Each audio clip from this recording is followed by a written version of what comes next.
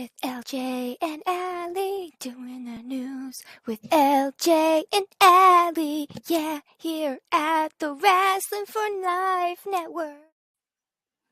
Hello, everybody, and welcome to the Wrasslin for Life Network.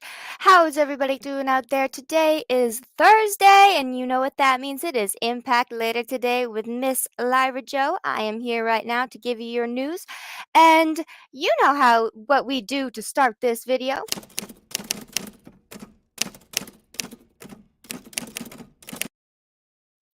I have to keep checking to make sure I'm not muted. I'm very paranoid about that. Okay, so first thing up is 28 years ago today, Roddy Piper ends a 2-year retirement when he returns to the ring at a WWF house show in Los Angeles, California. I thought that was very cool, and so I wanted to include it. The next one, a little less cool, but still interesting. 6 years ago today, the Mr. Beast Brock Lesnar, yes, I'm turning into a science person today, was pulled from a scheduled bout at UFC 1 through at 131 against Junior Dos Santos due to coming down with diverticulitis for a second time. Now he did get treated, and he had the surgery for it. I'm not going to explain the surgery because it's graphic. Um, but he did return at the December UFC 1 for 1, but did lose in the first round. And he retired following that match. So I know some people are like, oh, he retired from UFC for this or that reason. Looks like he had a pretty substantial reason. So I would just wanted to include that, and that's diverticulitis. It's not fun. You get little bumps on your intestines. It's not fun. That's as much teaching as LJ's doing today.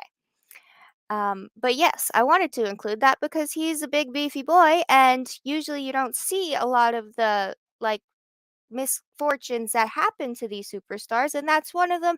And it's it's an illness. I got an illness. It's nice to see more people that I can relate to, and he's battling with it, and he's doing just fine as Cowboy Brock Lesnar. So it's great. I love that. I needed to include it because I personally just appreciate, you know, he's not being shy about it, and I like it. It's nice. Because, destigmatize with only the best people have stomach issues, okay? I don't know what to do. Next up is this pretty face. Sunny. Now I got two little updates for you. Now, since the toxicology report showed that her blood was 3.5 times the legal limit while operating a vehicle, that's always great. Um, she was also, put out on bond because her boyfriend gave up everything he had to make sure she could come out. But there's been a little bit of an update, and tomorrow she's having a hearing to see if her bail will be revoked.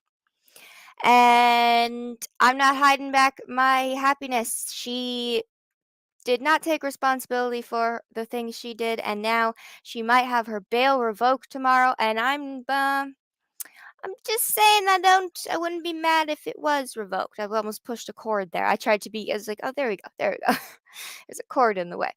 But yes, if it is revoked, she'll immediately be taken into custody and will be held in jail until her arrangement and likely beyond. So I just don't think she should be near vehicles. So let's just put her in jail and hope for the best. How about that? Let's do that. Yeah. Doo doo doo. Next up is a little bit of news for everybody about Blood and Guts. There's been a lot of speculation around it, and on Wrestling Observer Radio, AEW seems to be building a storyline towards it. Dave Meltzer was talking about how the Appreciation Society and Eddie Kingston, Santana and Ortiz, and the Blackpool Combat Club, it's right there, I'm not remembering that. I want to, can't. But yes, we have all of those members really bringing up a storyline to fight in this massive match, and maybe we'll get a little bit of War Games from Mr. Regal because he's awesome. You guys tell me down below what you guys feel about the next Blood and Guts match, and if that is the one it should be, and who should win. You got to tell me how would you book it? Because I tell you guys all the time how I would book stuff. Now, next up is a little happiness about for LJ says, because I found this, and it's yeah. So Jeff Hardy is discussing meeting with Tony Khan and the biggest differences between AEW and WWE. On Tony Khan, he says, I met Tony Khan at Ric Flair's anniversary party with Wendy. He said, I own this company called AEW. And it went from there. It was a good time over that specific weekend. He talks about how the party was great and Ric Flair was great at the time. He was glad he met Tony. And before the 90 days, he says they did not talk at all. So Tony was very much not going to talk to you until I can actually hire you, which that's very nice. And he says the biggest difference between AEW and WWE is the coolest thing for me is there's no rehearsals. WWE is crazy with rehearsals. Yeah, that's fine. Biggest thing for sure. So the charismatic enigma, it does not like to be scripted and rehearsed over and over. I would not give that to this charismatic enigma. Just let him go. Just let him go. You saw the magic that happened yesterday with him against Darby. It's just, yeah, I know. There's no problem. Oh yes. I'm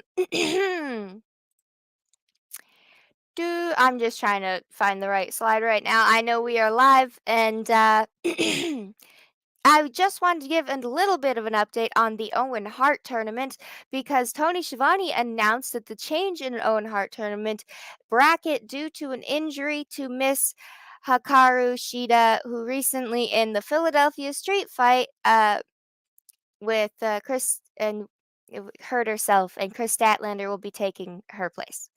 This is really unfortunate because I'm a big fan of Shida, and I hope she gets better really, really fast. So, what are the next slide? And this miss is on the thumbnail, that's the word. There was a little bit of an update. People were asking, well, why is Charlotte taking the time off? Why is she being given an injury angle? That's because she's getting married to Mr. Andrade El Idolo this summer.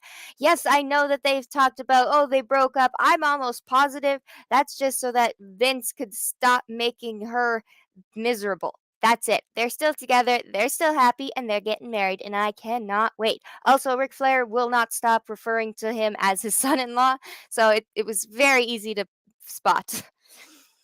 And you guys got to this story ties into the question of the day, which we will be getting to. Yes, yes, yes. But we have come to the portion of the show. Yes, it is a little bit shorter today, but we got some technical difficulties going on, and we got a full show tonight. So you guys will see us later 100%, especially me, LJ, the Impact Girl. Yes. And speaking of Impact, here is what tonight's episode is looking like. We got the Gauntlet for the Gold, the Knockouts Tag Team Championships with The Influence versus Giselle Shaw and Alicia. We have Jay White and El Fantasmo versus Tomohiro Ishii and Josh Alexander. How will they coexist? Okay, and the Ultimate X qualifying match with Kenny King and Chris Bay. You know, any Ultimate X qualifying match, you know it's going to be good. It's the X division. It's always good. So you got to tune in later to see all these wonderful things. Let's see what the comments. Hello, yes, LJ is here, and I'm just very, very happy to be here to bring you guys the news. Oh, that was a button and a half. What happened there? Okay. So I know you guys probably didn't see anything, but on my end, things moved. Things were moving there for a second. A little extra bit for the Sunny story is I found this video, which is the body cam footage of her getting arrested, and I just wanted to play it for you guys. Real quick, what's your last name? Sitch, S-Y-T-C-H. What's your first name? Tamara. Okay, what's your middle name? Lynn. And what's your date of birth? 12/7/17. And that's the video. You saw it here first, everybody. I'm letting you know the top news stories. She's going to jail, hopefully getting her bail revoked, and Charlotte Flair and her honey Andrade El Idolo are getting married. So a little bit of good, a little bit of bad. And now for a little bit of